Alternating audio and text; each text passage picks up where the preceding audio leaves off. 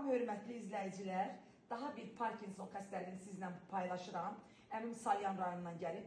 Biz ay ərzində 20-dən artıq Parkinson xəstələri qəbul edib müalicə edirik. Hər kəs çəkilişə icazə vermədiyi üçün əmim çox sağ olsun icazə verdi. Bunu sizlə paylaşırıq. Əmidə bu 10 ildən artıq. Neçə ildən mi?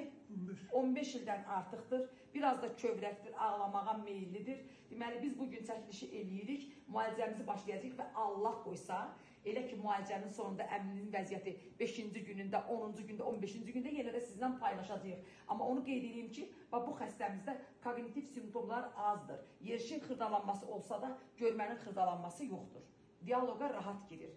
Yəni müalicəmiz də Allah qoysa qısa müddətdə gözəl effekt verəcək. Hazırda daha bir Parkinson xəstəsini sizlə tanış edirəm. Bənövşə xalam Masaldan gəlib.